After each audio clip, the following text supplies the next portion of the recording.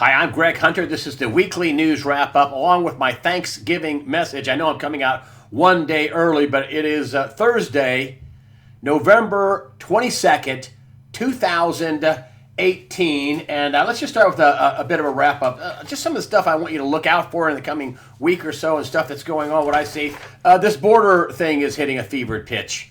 In the southern border, Tijuana. The residents there understand Trump and understand nationalism, and they don't like all these migrants in their town, these people, this invading force of thousands that was arranged by the globalists. This isn't, extemporaneous. This isn't just something that just happened. This was arranged by people who want to destroy the United States of America and have one world order and one world government. And here is Trump doubles down and accuses Obama judges of risking bedlam, chaos, and death at the southern border. Chief Justice John Roberts rebuked the president, said there are no liberal judges or conservative judges. There's just hardworking judges. No, I'm sorry, Chief Justice Roberts. You who voted for the unconstitutional Obamacare because you are, corrupt or compromised or maybe both. But yes, there are judges that are liberal and don't care about the Constitution. So that's a fact. But let me read on here. This is Zero Hedge, this border. Chaos, death at the southern border. And this is a Trump tweet. Sorry, Chief Justice John Roberts, but you do indeed have Obama judges. Just what I said. And they have a much different point of view than the people who are charged with the safety of our country. It would be great if the Ninth Circuit, and that's the ultra-liberal Ninth Circuit that President Trump calls a thorn in our side, the Ninth Circuit was indeed independent judiciary. They've had, 79% of their rulings overturned. What did Trump say? Total disaster. But anyway, let's move on. This is according to Trump's tweet, indeed independent judiciary. But if it is, why are so many opposing views on border and safety causes cases filed there, and why are the vast number of those cases overturned? 79%. Please study the numbers. They are shocking. We need protection and security. We sure do. These rulings are making our country unsafe and very dangerous and unwise. And he's absolutely correct.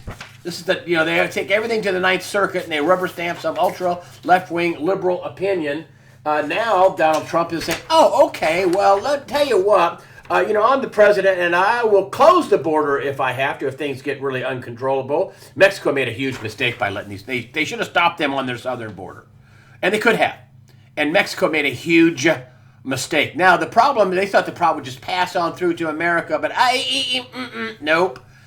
Big mistake. Trump warns we may close the whole border with Mexico if things get uncontrollable. Trump's new plan would force asylum seekers to remain in Mexico as cases are processed. And this is really just part of the new world order. This isn't by happenstance. This is just a new in thing to do. This is being pushed by the globalists. There's even a group of globalists, now we've talked about this before, that want to save the New World Order. They have a group, the Council on Saving Global New World Order, or whatever it's called. And this is a very direct and a calculated plan to have one world government and one world order and collapse. They have to collapse the United States to do that. Trudeau's already collapsed it up there in Canada. Mexico, they elected a socialist down there who's an idiot buffoon. But so they just need to collapse America, the bright, shining star of the world, because we have a constitution, even though they don't follow it all the way. We have a constitution. We have freedom of press. We have Second Amendment rights. We have freedom of speech, freedom of religion. We have freedoms here. And the globalists don't want you to have freedoms. They want you to be a serf. And you can't even speak up.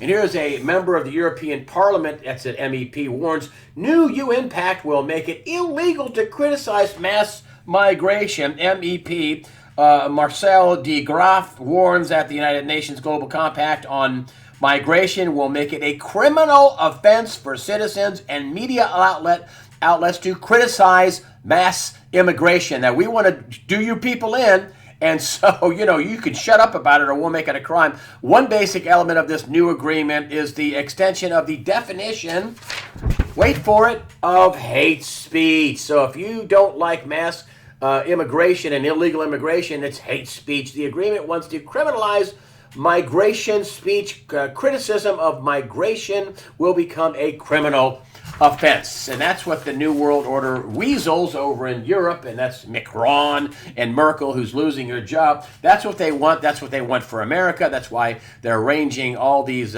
criminals and Hondurans. If you take a look at the DHS secretary, who said, this is mostly men of military age, mostly, teenage and 20-year-old men, and they stick the women and children up front as a, human shield.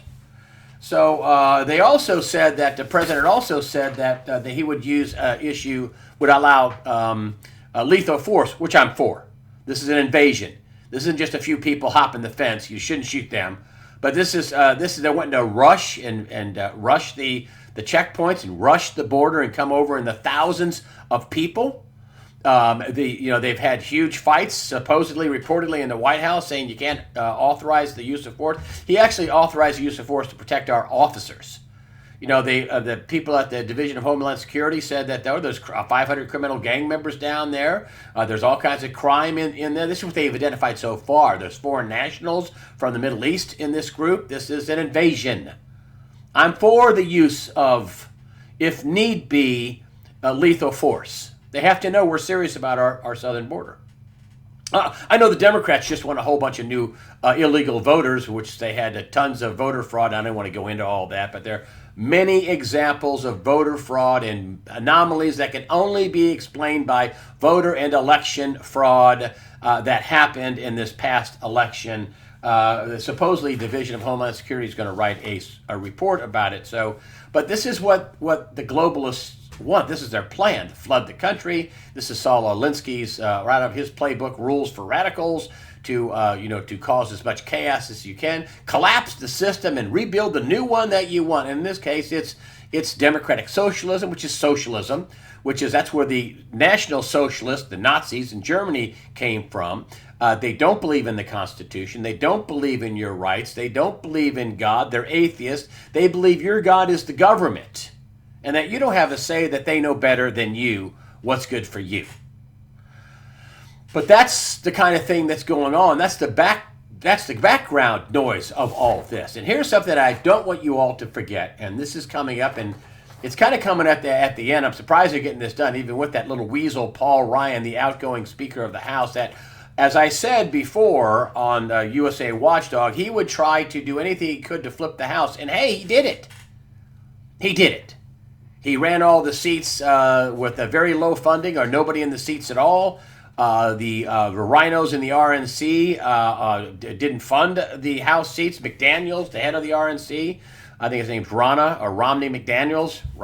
Anyway, she's in the head of the RNC, McDaniels. There was reports she didn't fund the races. They had 39 openings, 36 openings in August of 2018. Just 90 days, less than 90 days to go for election. They don't have a candidate. I mean, they weren't serious.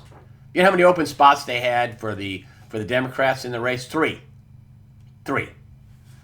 So, anyway, I digress. But House GOP to hold hearing on DOJ's probe of Clinton Foundation. This isn't all that's being done on that, incidentally. And this was in thehill.com just this past week. And you talk about Attorney John Huber's investigation. And this is a DOJ attorney. You haven't heard much about him. He's working in the background. Investigation with the Justice Department into whether the Clinton Foundation engaged in improper activities. Really? Like it was a global charity fraud? They took in billions from the earthquakes in Haiti, and the people there and government officials said we didn't get hardly any of that money.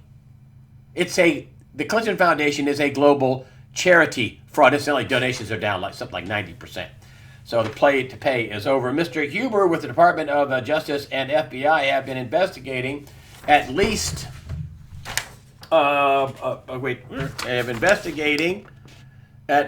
part of his tax was to look at the Clinton Foundation and what may not have happened as it relates to improper activity with that charitable foundation. This is Congressman Mark Meadows said that.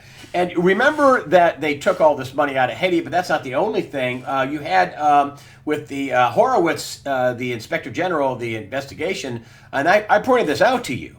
And this was a big yawn for the mainstream media. But in the report, there was a meeting at the FBI with Comey, who's also being called to testify. Loretta Lynch, the former Attorney General under the Obama administration, is being called to testify. Comey, the former FBI director, called to testify. There was a meeting with Comey and a top FBI official, and the meeting notes, what was laying out was Clinton Foundation, crimes against children. Did that ever get investigated? Clinton Foundation, crimes against children on the same line. So there's a bunch of testifying going to come up. There's still this Huber investigation. There's also this redacted, unredacted, declassified whole FISA thing, which shows. Listen, it shows an attempted soft coup to remove the president, a duly elected president of the United States. They used phony documents, phony information paid for by Hillary Clinton and the DNC. They used this phony information and applied for FISA warrants. Loretta Lynch also applied for emergency FISA warrants to get wiretaps to spy on the Trump administration, the Trump campaign, Donald Trump, trying to get any kind of dirt they could on him to try to find something to knock him out of the box. They did illegal things, and these declassified, unredacted documents are going to show a lot of crime and treason and sedition. This is not over, folks. And I think this congressional hearing, a few weeks before the end of the reign of the Republicans in the House, who really frittered away their time in the House of Representatives. They got nothing done on health care. They could have gotten stuff done on, they had the majority. They could have gotten stuff done on immigration and making the laws tighter and not allowing these people to apply for, asylum when there are no way apply or have any real reasonable asylum claims. They just want to come here and work and suck off the system. But I got to tell you, just watch that. Lots of fireworks between now and the end of the year, and it's going to be destabilizing, folks. I think it's going to be destabilizing. There's all these sealed indictments. Some of them will never be unsealed. Some of them are going to be unsealed. It's going to be the house cleaning is going to be an earthquake. And I'll tell you, it's going to have big effects in the market. We had a tough Monday. Tuesday went down 400 points, down 500 points, and then up, Wednesday up a few hundred points or 100, I don't know, something. Listen, I had Bo Pony on election night. And he admits he made some bad calls, but overarching call that gold wouldn't go below 1045. Didn't. Made a lot of big calls in Bitcoin, a lot of good calls in Bitcoin. I haven't had it on him in a while. I had him on election night, and he said something very, very important, and it echoes what a lot of other big name analysts are talking about. Stock market's going to crash. We had analysts out of SoGen, analysts out of Morgan Stanley, Bank of America. Everybody is danger warning, danger warning. Bo Pony says Friday is going to be terrible. That's what he says. He says it's going to be the biggest, the beginning of a huge market crash, starting on Black Friday tomorrow, day after Thanksgiving. And he says, and the following week is going to be horrible. It's going to be tough. I don't know if you can get out of some of your stocks. Maybe you lighten up if you made big gains already. I always say take money off the table and take profits, but I'm not a money manager. I always say, having a car title and a house title and some real stuff under your direct control, always good. It's not sexy, but you own your stuff. The less leverage in the economy, less in your economy, the less leverage in your life, the better it will be. There's also, I keep hearing rumblings about currency resets. Jim Rickards is out making public statements. There's going to be a big currency reset, which is a debt reset. Our debt is currency. Here's another thing here with the global market slide and thin trading. Pound soars on post-Brexit announcement, which I think is a complete and total fraud. It's Theresa May trying to either have another vote or keep the UK in with a horrible, terrible deal. I've talked to Greg Manarino about this 21 additional trillion in debt. Let me back up just a sec. Rob Kirby this past week was fantastic. He says, everybody got this wrong. And I said, everybody, former, assistant treasury secretaries, Paul Craig Roberts, tons of smart PhD level economics, level economists, mistimed this. And the reason why they did it is because nobody in their wildest dreams thought they would print tens of trillions of dollars off book, which is what we found out through the 21 trillion missing dollars that Dr. Mark Skidmore revealed, the professor of economics from Michigan State University, who looked at the Housing and Urban Development Inspector General data and also the Department of Defense Inspector General data, and came up with 21 trillion missing dollars. Even the Department of Defense says they can't find almost $7 trillion. They admit that. And so they printed all this money, and this 21 extra trillion dollars, you add that onto the 21 trillion, we have 42 plus, and then is that the only missing money? Probably not. And I talked to Greg Mannarino about this, about how they extended this by printing tons of money, as Rob Kirby says. I'll tell you how they did it. They printed more money, and why everybody missed it. They printed more money than people can wrap their heads around. And when you're talking about 20, 30 trillion dollars they just printed on top of all the other commitments and money we already owe is stupefying. And then Mannarino tells me on the phone this week, he says, well, let me tell you something, it ain't 1 to 1. You look on top of that, they piled on the leverage on top of that in derivatives. It might be 10 to 1 or 100 to 1. I mean, who knows how much leverage on that, but it is not 1 to 1. Wow, good point. You know the truth when you hear it. Boom. So this is an incredible amount of money. Are we near the end? Have we hit the Puerto Rico moment where, Puerto Rico reached where they had $74 billion in debt and said, we can keep the toilets flushing and the trash picked up, or we can pay bondholders? What do you suppose they chose? Well, the toilets are running, the lights are on, the trash is being picked up. Bye-bye, bondholders. Multiply that by the entire world. Are we reaching the Puerto Rico fork in the road, the Puerto Rican moment, where we had 165 trillion in bond debt, now we have 250 trillion in bond debt, and no matter how cheap the interest rate is, you can't make the payments without cutting other stuff out. Are we there? I think we're getting close. And one of the things I wanted to bring up was Lehman Brothers. I keep bringing up Lehman Brothers. You may say, boy, you're just beating that dead horse. You're beating Lehman Brothers. But, Lehman Brothers, according to the IMF, is the most systemically dangerous bank in the world. This is according to the International Monetary Fund, not me. So Lehman Brothers got a huge book of derivative business, like I was talking about, in the, $40 trillion or 50, some unbelievable amount of leverage in the bank, 10 times the GDP of Germany. That's where Deutsche Bank is.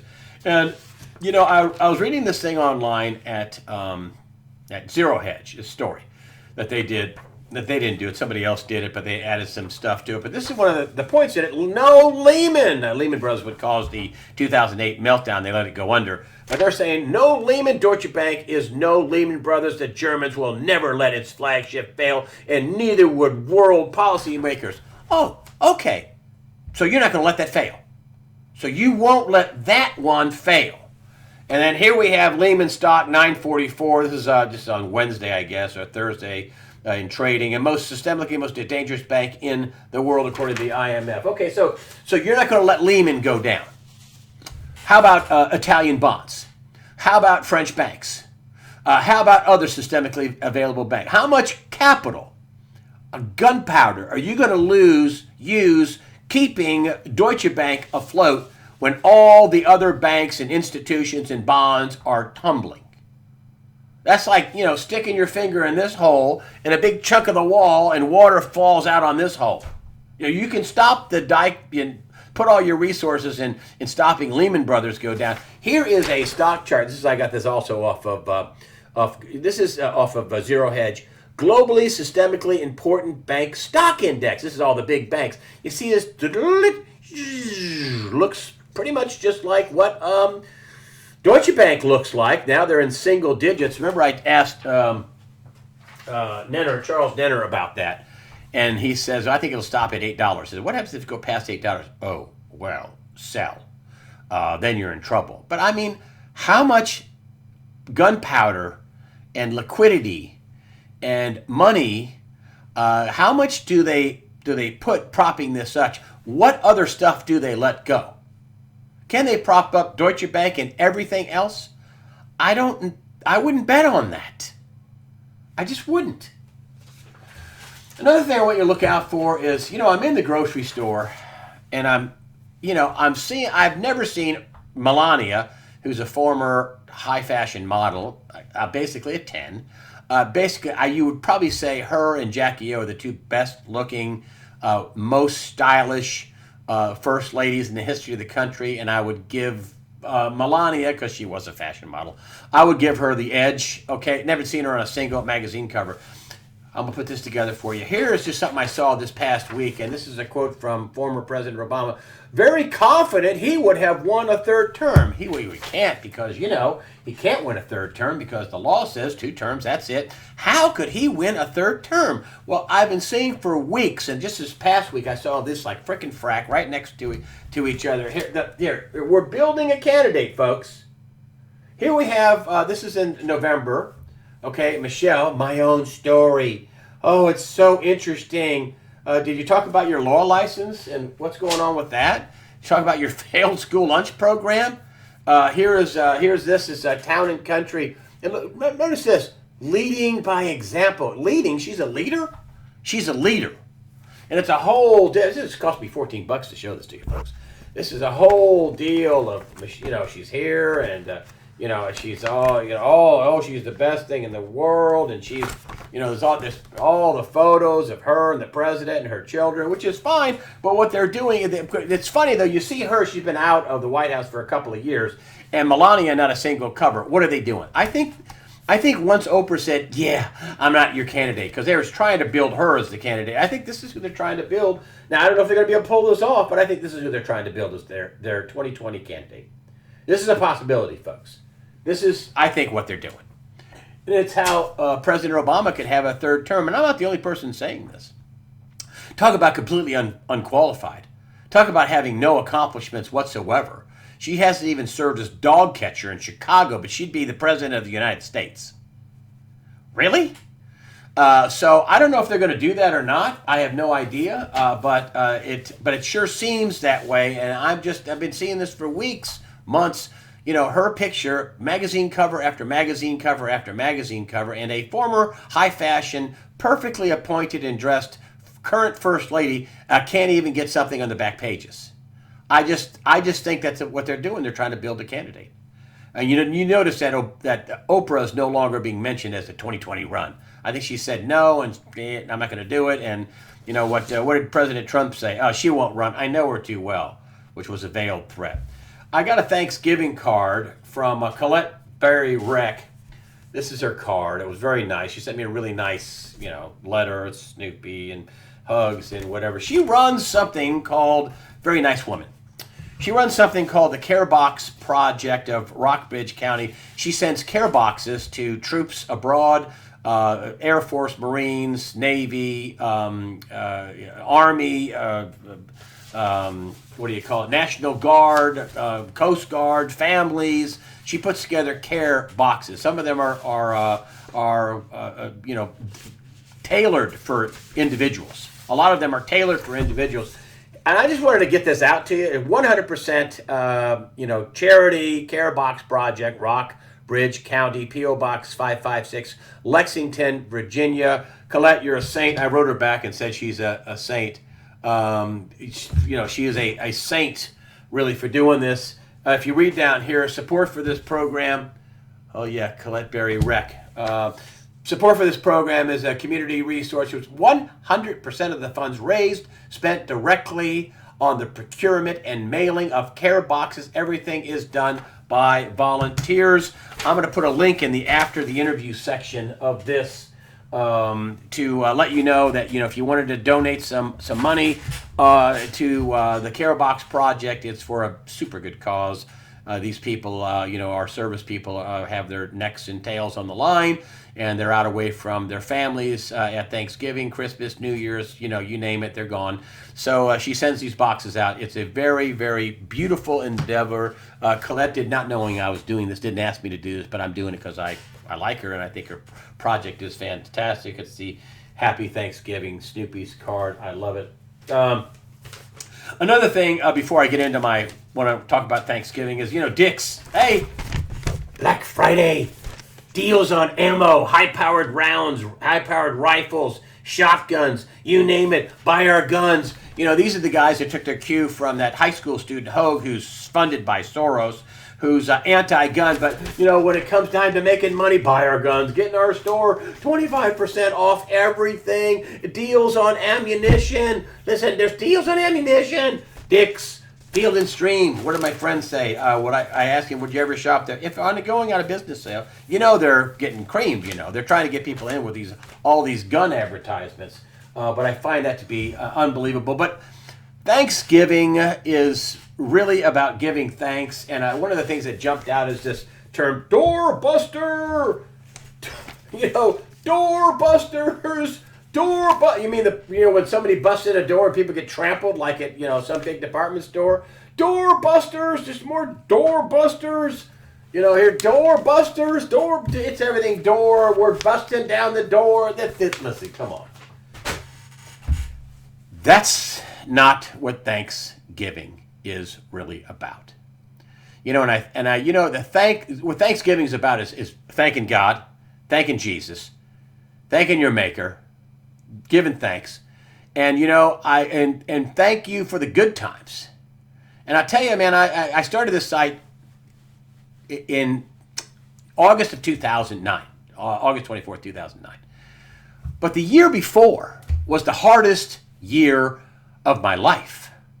Here I'm working for CNN before they were fake news and they were the most trusted name in news. But here I'm working for CNN, and I'm, talking about depleted uranium munitions and the fraud of the mortgage fraud where produced the note. I'm talking about the economy is going to go down. I think I said George Bush was a liar on the air, and the Fed was lying about the debt being contained back in 2018, the subprime debt, and that the market was going to crash, and all the banks were in trouble. And Dick Parsons was the CEO of Time Warner, which CNN is a subsidiary of Time Warner. He's also on the board of Citigroup. And I'm saying all the banks are in trouble, which Citigroup was also in trouble. They needed TARP. They needed a bailout. And, it all crashed. And for talking about depleted uranium and big frauds in the economy and the markets crashing, which nobody else was talking about, later, after it all crashed, they said, nobody saw this coming, which is a complete total lie. But anyway, I was out, and I remember sitting. They didn't renew my contract. They didn't fire me. I didn't do anything wrong. We're not going to renew your contract. And so I remember my last day, my wife met me up at Time Warner. She was in walking distance. She met me up there. She wanted me to walk out of the building alone, sweet girl. And she met me up at the building. We walked around to the Columbus Circle in front of the building, Time Warner building, and we sat there, and I just sat there and went, I had that Forrest Gump moment. And then one day it was over, just like that. This was in 2008, July of 2008. And I didn't know what I was going to do. I had interviews at CBS. I had interviews at Bloomberg. I had interviews at CNBC. I had interviews at NBC. I actually got a job at NBC, and the guy that hired me got fired before I got hired. But I'm grateful I didn't get any of that. A friend of mine, Tom Martin, told me, he says, you really ought to start your own website. Okay. I was going to call it American Watchdog, and that name was taken. So I came up with usawatchdog.com, and I thought, I'll do this till I get another network job. I went on the air in, as I said, August 24th of 2009, and it's 2018, and I never looked back. So why am I grateful? Man, I am grateful for the struggle. I am grateful for not getting a job at the fake news networks because I'd have to lie and act surprised. I am grateful that I got steered in that direction. And I say this all the time. USAWatchdog.com was not my idea. I did not want to do it. It was not my idea. I know that sounds bizarre. It was basically, that was the only door open to me. And that had to be divine. That's Jesus and God the Father right there. Your training's up. You're going to do this. And I had some struggles.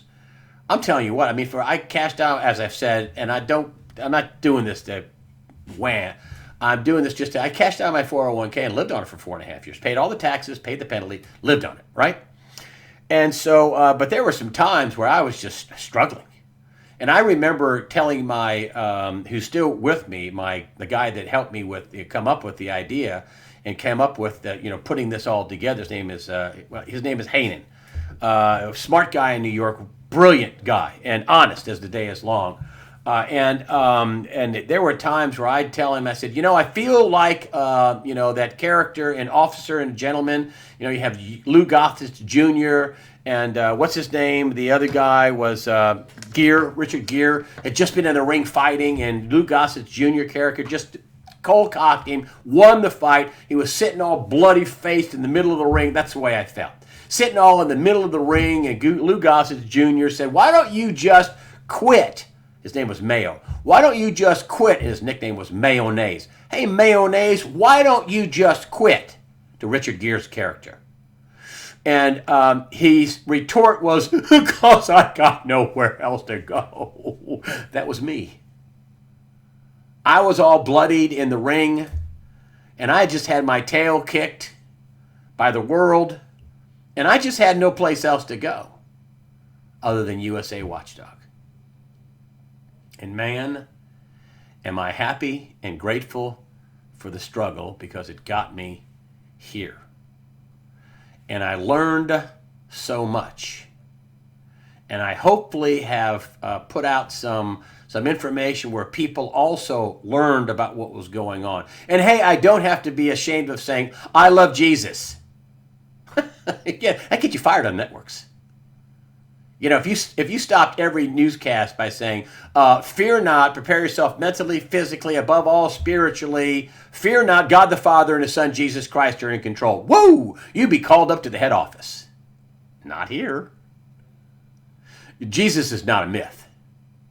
That Jesus, Lee Strobel in The Case for Christ, which I saw the movie and the book. If you haven't rented the movie, you should rent the movie. It just helped me understand the sourcing. Lee Strobel was an atheist when he started writing the book. He was going to show his wife that you shouldn't be a Christian because it's a myth. Well, it's not a myth. But I am happy that I can be on the air and say just this right now. And I can tell you the truth. Do I get it right all the time? I made some mistakes. I think I put up 37% of the voter fraud in Chicago, and which I used a 2016 metric. There's still voter fraud up there, as there was almost everywhere in the country. But somebody called me to task for that. Got that wrong. I don't try to get it wrong, but I got that wrong. I try to get it right, and I have the freedom to do that. And that's the most important thing that we still have here in America. We have this alternative media. Sometimes they get it wrong. They state their opinion as fact. That's wrong. But sometimes, a lot of times, they get it right. And the mainstream media is turned into propaganda.